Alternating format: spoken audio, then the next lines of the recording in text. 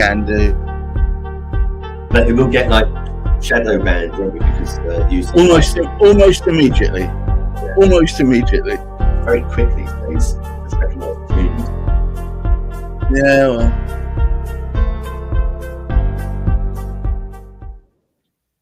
Comment, bienvenue. Oh my God, some illicit vaping there before our very eyes. You didn't see any of that, of course. Welcome once again to another live stream with myself, Gareth Wax of the Many Purple Hats, and of course David Chernick. And we talk about modern sales. And today David's asked a question which probably comes up a lot in his normal work. And usually it's just after he said, "Show us your pipe," which is one of his favorite things. Let's flop it out. Yeah. The truth of the matter is, how many leads do you really need in your pipeline, David? So it came about, I mean, yes, it's a question that comes up a lot, but it came about actually in a conversation yesterday with somebody who was, feeling the frustration of deals taking quite a bit of time. Yeah. In his case, it was, I've been on at these people for like a month. I've tried everything. I've been emailing. We've had conversations. Nothing's going forward. I'm like, well, how many are we talking about here? 3. Okay.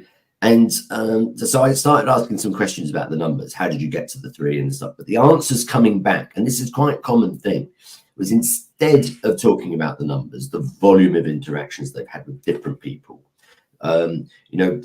Sales people and managers will tend to focus on qualitative things when I ask the quantitative questions.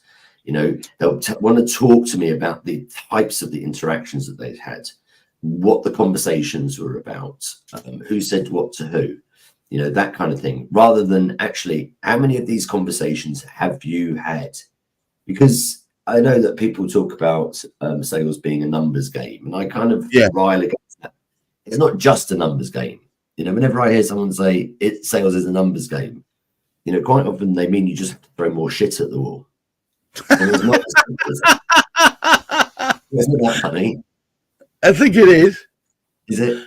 Yes, because if you're thinking, I think if you think about sales as throwing shit at walls, then you're assuming that a vast majority of the people that you're wanting to deal with are providing you shit, and I can't accept that. No, so there you go. So yes, it's the numbers are definitely involved, of course. But if you are struggling because the 3 that are in your pipeline aren't going to produce the stuff that you want in the timeframes that you want, then that's just a matter of of course there's some competencies involved. There'll be details with each one of those, but you really need to have some more opportunities in your pipeline. And we've talked before about the salesperson's spiral of death, which is, you do loads of work to stuff load things, opportunities into your pipeline. You work on them, and if even in a good scenario, you close them all, then you finish that sales cycle, and then you've got an empty pipeline. Yeah. You have to start from scratch again, and it's like this. Yeah, you've had that elation of having achieved it, having gotten and cleared that pipeline. Hooray! Oh shit, gotta find more. And exactly that. So it pays to know. So it pays to know what your closing ratios are. Yeah, for a number of different reasons. If you know what your own natural closing ratios are, then you can do things to improve those ratios. But also you can use those ratios to find out how many opportunities do you need in your pipeline.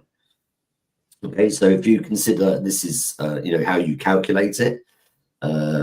If you consider that out of 3 people that tell you they're gonna buy your stuff at an agreed date, for an agreed amount, maybe 1 in 3 actually do that, then for every 1 sale that you need in that sales cycle, you're going to need 3 people to tell you the same thing. Yeah, I'm going to buy what it is you're selling at that date for that amount of money. Yeah, I can double down a bit further on this. I think you don't just need to know your sales ratios. You need to set up an expectation for how long the sales cycle should be on average. I mean, it'll vary, but if you know that typically selling your Okie Coca 2000 with an added milkshake maker takes at least 6 months to do, and you're getting pressure on you from on high for closed sales within 2 months and you're starting on, then there's a disconnect here. Yeah. You need to actually, that's the same. It's the same formula as it happens. You're just phrasing. What you're doing there is you are talking about one of the components of that formula, which is the time frame. And a lot of people stuff things into their pipeline without a time frame. To me, it doesn't matter if there's a 1 in 3 chance of a piece of business closing, because it might not be this sales cycle. It might be next year. It might be 10 years. That's no good to you now. You need to have in your pipeline the qualified opportunities that we talked about many times. You should already be building relationship with them. That's the point. Yeah. If we don't have a time frame, then an estimated close date, then we have an empty box in our pipeline, and it's our job to go and fill it by asking the question: if you were to go ahead with this, when do you think you might want it?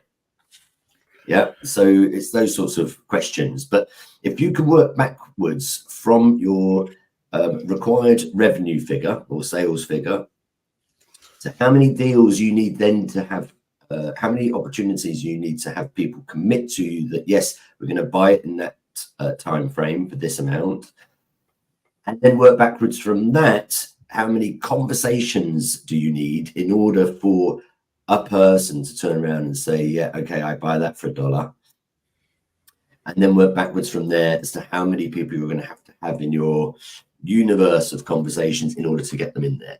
But the bottom line, and I'll just put some figures to it to illustrate the point. If you are struggling to close even 1 of 3, then you're going to need at least a 4th. And let's just assume that you're able to close 1 in 4. Then if you then figure out actually how many sales conversations do I need in order to get a qualified opportunity, and it might be 3 for each one. So 3 times 4 is 12. And then how many people needs to be in my addressable prospect base in order to get those 12? And it might be 10 to 1. So you might need to be drawing up a list of 120 prospects. Now, confronted with that kind of ratio, they're big numbers, and that's where people get this idea that it's a numbers game. But if those are your ratios, that's what you're going to need. And it's going to have to be constant. So every time somebody comes out of that 120, you need to be constantly refilling it. That's why marketing people say it's a continuous thing. Just keep doing it. Carry on. I tell my clients, carry on doing your press ups. Have a healthy diet, do it every day. Okay, have the odd day off and binge, or have a day off and have a rest day, but do your daily press ups. So we're constantly having to feed that funnel. But just to, using that as an example with that 120 people, this person yesterday, as it happens, didn't have really anybody. So how do you go from 3 to 100? Well, actually for them it was 100. How do you go from 3 to 100? So we set some goals and we said, look, by the end of the week, let's just get 20 on there. Right. So get your 20 on there. Now, when they come back with their 20, we need to then populate that with contact data and start making some calls and try and qualify them, send them some emails, but it's kind of like in Arabic, we say shwaya, shwaya. We're taking 1 step at a time. Okay, so Get your 20. Week 2, start working on those 20, get another 20. Week 3, start working on those 40, get another 20. Constantly be working it that way. And it's a grind. And that's why people don't do it. And the same reason why people that want big muscles don't go and work out, because it hurts. But it doesn't hurt that much. I liken this sort of discomfort. No, but it's an irritating kind of hurt, isn't it? It's where you actually have to put a bit of effort in. It won't just sprout. No. Oh, it's raining. I can't be bothered to go. Oh, it's smelly in that gym. You know, I'm gonna have to have a shower afterwards again. It's raining. I can get there. You know, so you can do things to try and make it easier for yourself. Okay, and you can also figure out ways to, I suppose, give yourself little rewards for doing it. It's the usual stuff. That kind of grind. Some people find it less painful than others. But if you want to become successful at closing deals, then chances are you're going to have to figure out how to get comfortable with going down the gym every day or jumping into a cold swimming pool. You know, you get used to it. And I do pull out an analogy that I learned a lot from some years ago. Oh, gosh. So the last house we bought, our home, had quite a mature garden. And that meant sort of the prospect of quite a lot of gardening. But I was adamant I wanted to do it myself. After, a couple of years of not really being able to keep on top of it at all, of course, the next thing I know, there's a gardener's turned up. Okay, fine. Okay, so I resigned myself to this, but I still wanted to play my part. And I wanted to plant some trees in a particular part of our garden, fruiting trees. So the ground was solid, man. I live in a clay area. It was solid. You can't really plant trees and that kind of stuff. So I started digging, and it was hard work, man. Solid clay, as if anybody's ever dug solid clay. Oh, yeah. I also have a compost heap. I started digging in some of the muck from that. We have stables near us as well, so I'd collected some horse manure that had been down the street.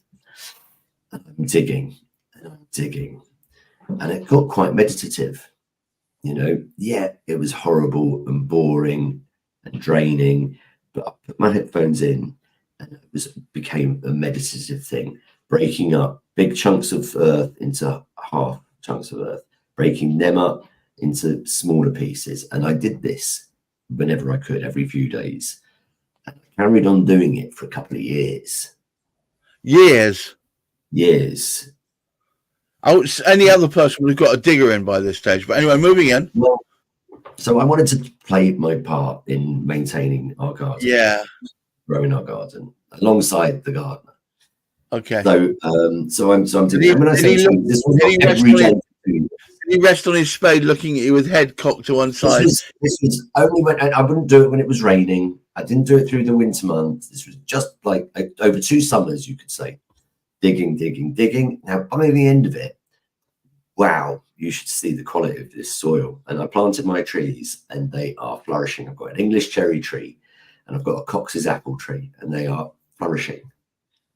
And it's a joy to see the results, the outcomes.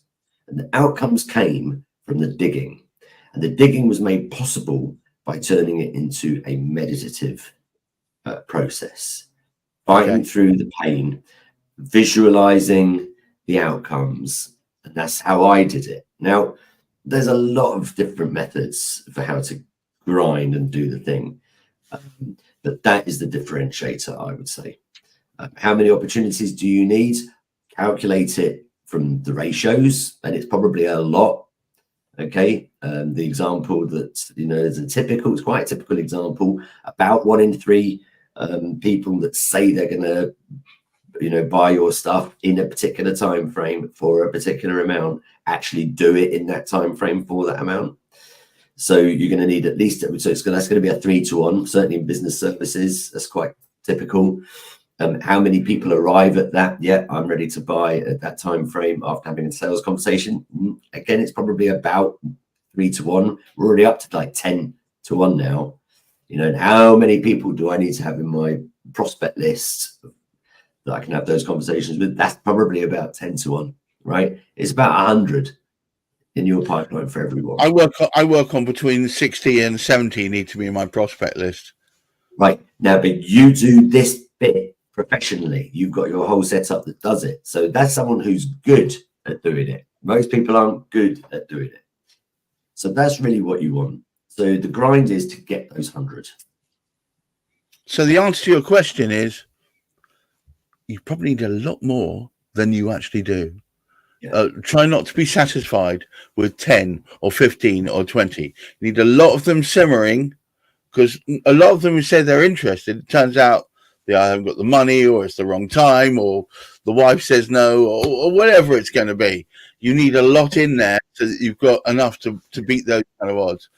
David, thank you once again for helping chaperone me and the rest of the community through this thorny subject.